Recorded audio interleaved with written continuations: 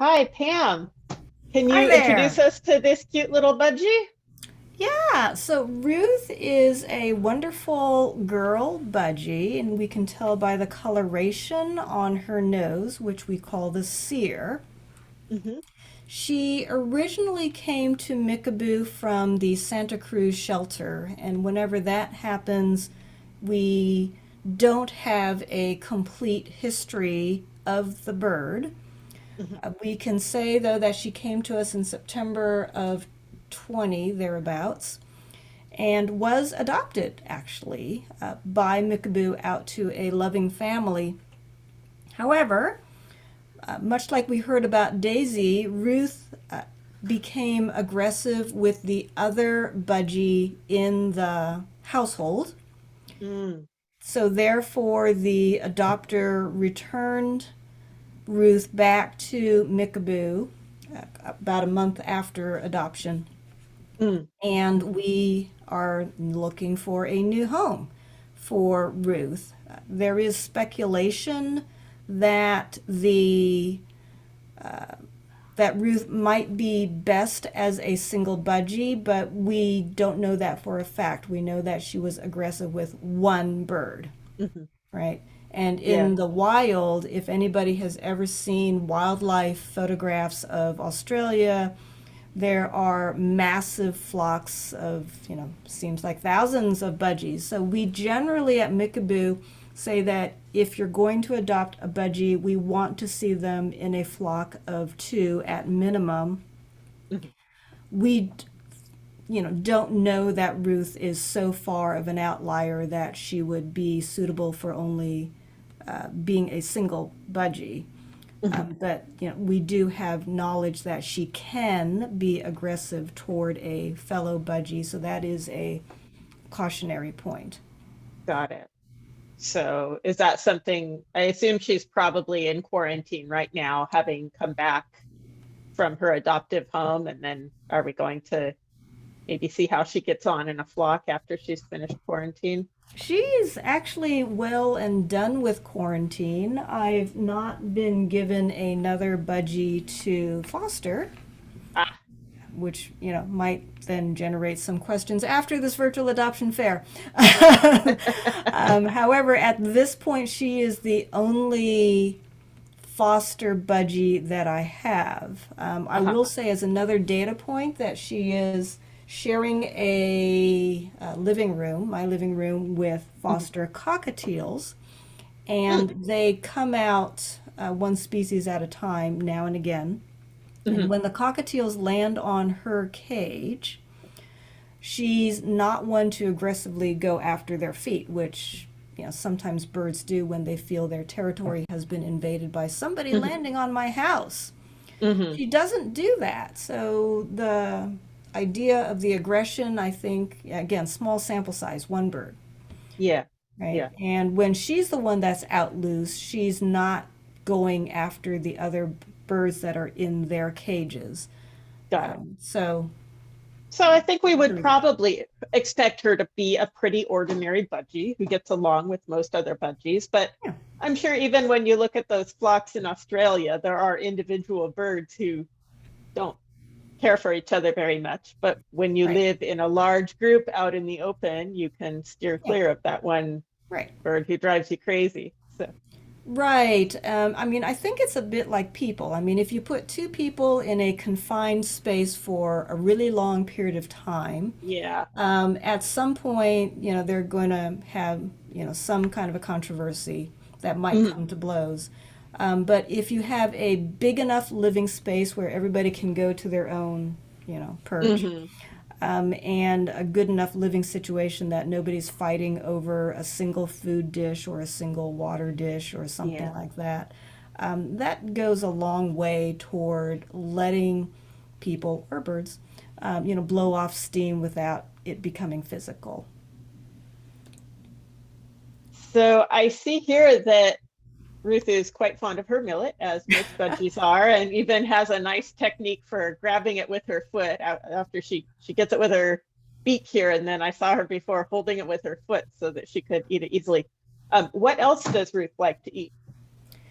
She does not like broccoli. I can tell you that. I've offered her broccoli for several days, weeks on end, and the broccoli floret is intact at the end of the day. Her record says that she likes spinach, that she likes bathing in greens, and I just haven't gotten there with her. But she does have a record of liking other fruits and veggies. Her normal diet is Harrison's, sorry, not Harrison's, Nutrien cakes that are slightly crumbled so that she can get at all the pieces. And she's actually a very good eater there. Sometimes birds will eat just the seed part of the Nutrien cake, but she actually also goes after the pellet part of the Nutrien cake. Here I'll just mention that the millet was an incentive for her to get into a place where I could easily take video of her. And Yes. she was actively doing this calculus in her head. You know, there's a camera pointed at me. I don't usually see that black thing pointed at my Hmm. face. And there's millet in front of my beak. And, you know, what do I do about this? You know, which is the bigger. And so she's definitely doing an active calculation of, you know, the threat posed by the camera versus uh, Yes. the taste buds, you know, being activated by the millet. And the millet won, Ah, as it will it's for most it's budgies. complicated being a Yes. budgie video star. I see that it's a little out of the picture now, but she has a swing, which a lot of budgies enjoy, and she Yes. has a nice comfy perch and some hanging toys there. Mhm.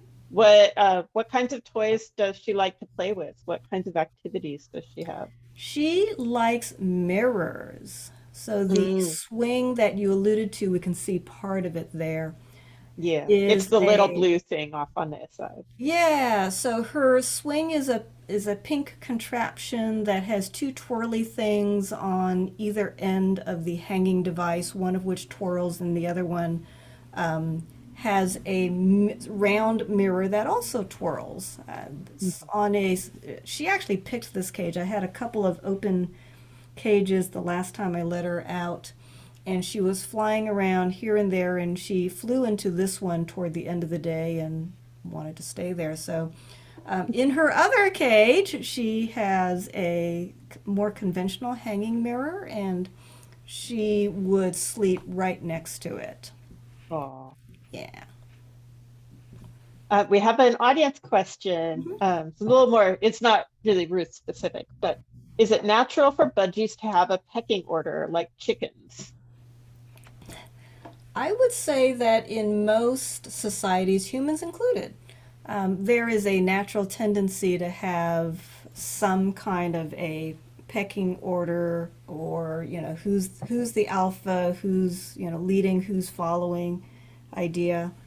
Mhm. So you know, the more I get to know about birds, actually, the more I consider that they're just like people, or people are just like birds, whichever way you want to go with that. Yeah. I will say that every time I have new foster budgies join my flock or ones leave to be adopted, the pecking order, as you would call it, seems to change a little. So Yeah.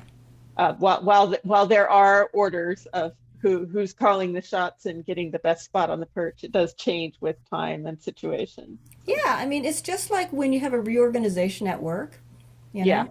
know? Hmm. You have to sort of like reestablish yourself with the new boss if that's what happened, or you get a newbie in and you know, are they going to be considered more senior to you or not? I Yeah. mean, it's just like people. Hmm. Yep. Oh, and there she found a good spot where she can look at you. She is keeping one eye on the camera the whole time. Yeah. Um, do we have any sense of whether Ruth is tame or good with children?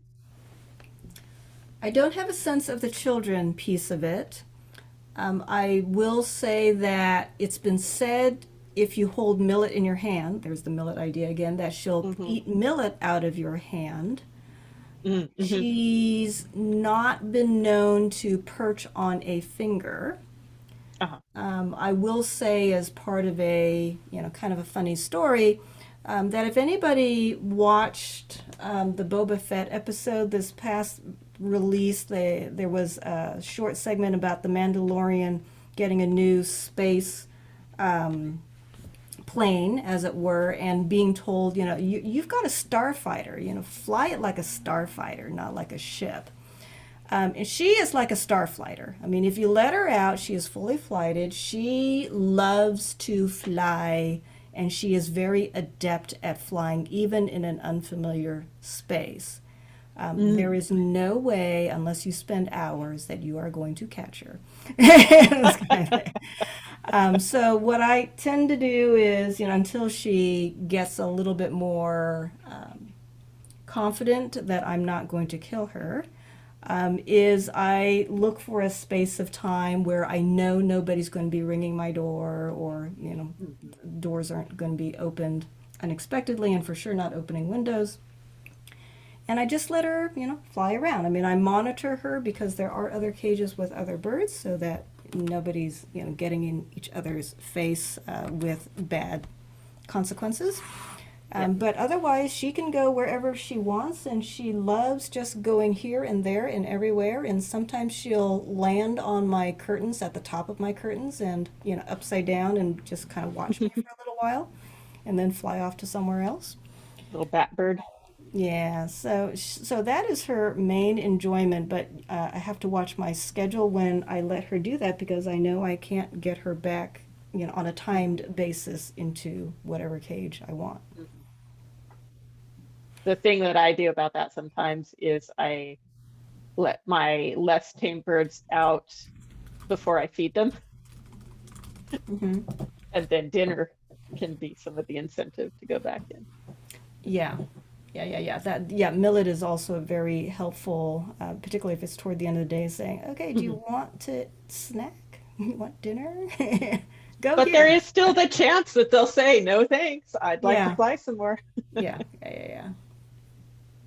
So before we move on to meet our next birds, it's going to be a pair of finches. Are there any last things you'd like to tell us about Ruth? That was the main thing about her flight capabilities, and the fact that she just simply won't be caught unless you want to spend a lot of time trying to do that. Mhm. Well, she's very cute.